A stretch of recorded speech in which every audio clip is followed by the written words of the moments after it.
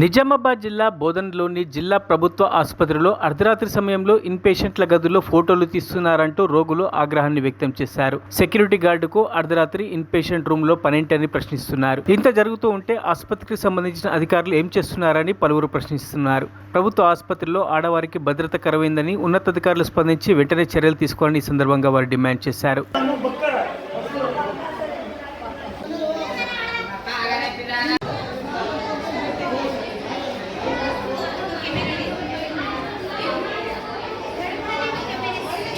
మేమిద్దరం పన్నానికి అక్కడ ఒక పిల్లగాడు ఫోన్ పోయింది. ఆడ వచ్చి ఫోటోలు తీసుకొని సీరియల్ లేపింది. అది ప్రాబ్లం. సెక్రటరీ వచ్చి అట్లా చేసిపోయాడు.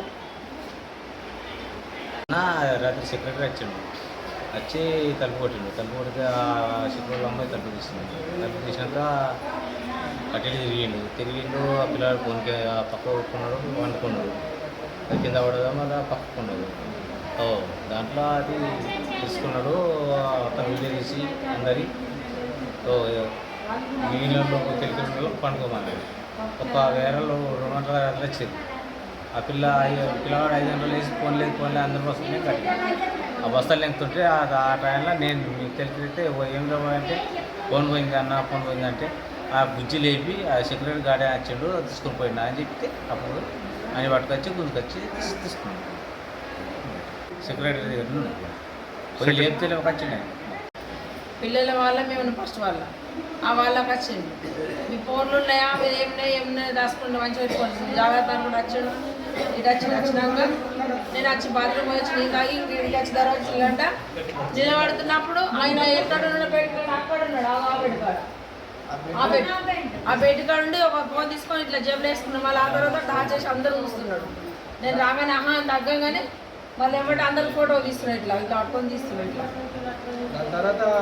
పడుకున్న వాళ్ళకి ఫస్ట్ ఆఫ్ ఆల్ లేడీస్కి ఇక్కడ సెక్యూరిటీ అనేది లేదు. ఫస్ట్ మెయిన్ పడుకున్న వాళ్ళని అందరినీ ఫోటో తీసుకొని వెళ్ళిపోతున్నారు. ఫొటోస్ తీసుకెళ్ళి అది ఫోన్ తీసుకెళ్ళడము చెండాలంగా ఎట్లా మిడ్ నైట్లో ఎట్లా పడుకొని ఉంటారు మనుషులు తెలియదు.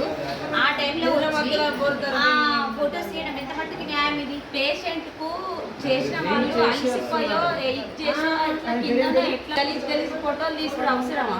ఫోన్ తీసుకెళ్ళిపోయిండు. నేను ఫోన్ చేసిన మళ్ళీ డబ్బులు కూడా కొట్టేయడం ఇంకోవాలి. మేము హాస్పిటల్ ఎందుకు వస్తున్నాము? ప్రైవేట్ హాస్పిటల్లో మాకు అంత సౌకర్యం లేక మేము గవర్నమెంట్లోకి వస్తే ఈ గవర్నమెంట్ వాళ్ళకి మాకు సెక్యూరిటీ వేసుకునేటోళ్ళము. ప్రైవేట్లో పెట్టే శాతం గవర్నమెంట్కి వచ్చేది. ఇక్కడ ఒక్క కెమెరా చూడండి. మీరు ఎక్కడ కూడా ఒక్క కెమెరా అంటూ లేదు. మెయిన్ గేట్ కాడ ఆ గేట్ కాడ 2 కట్టి చిన్న పిల్లల వార్డులో నుంచి కూడా కెమెరాస్ లేవు. వస్తున్నాడు తెలుసా? ఆయన ఫస్ట్ ఆఫ్ ఆల్ 5 గంటలకు చూసిన పోయినా ఫోన్ బయటకు వెళ్ళి ఫోన్ చేసిన అక్కడ ఆయన దగ్గర రింగ్ అవుతుంది. నాకు చెప్పాను తీసుకెళ్ళాలి ఇక్కడ ఇలాంటి కొడతానంటే నేను లేవాలంట. అట్లా కొడితే ఎవరన్నా లేస్తారు సార్?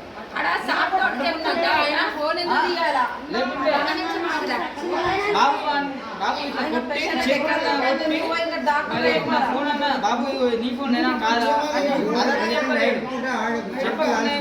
ఫోన్ తీసుకొని వెళ్ళిపోయాడు.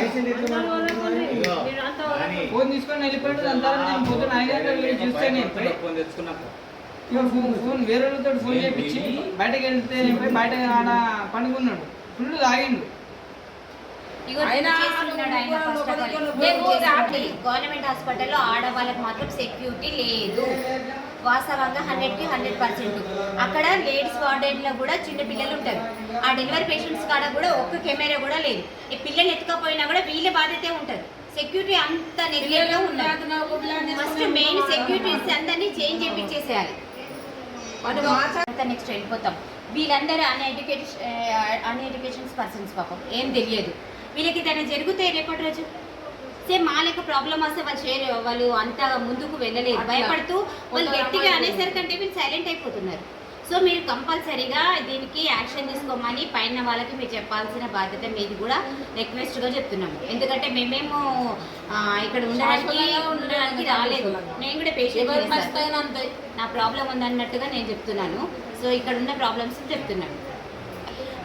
ఈ సిస్టర్స్ కూడా నెగ్లెక్ట్ చేస్తున్నారు. కెమెరా. సిస్టర్స్ తో కూడా నెగ్లెక్ట్స్ ఉన్నాయి. ఏంది ఇవన్నీ బ్లడ్లు తీసేసి మొత్తం ఘోరంగా చేసేస్తున్నారు. ఆ సిస్టర్లు కూడా నెగ్లెక్ట్ చేస్తున్నారు. నైట్ డబ్బులు వచ్చే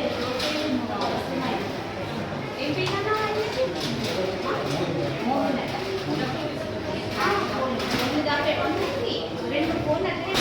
మరిన్ని అప్డేట్స్ కోసం మా ఛానల్ని సబ్స్క్రైబ్ చేయండి.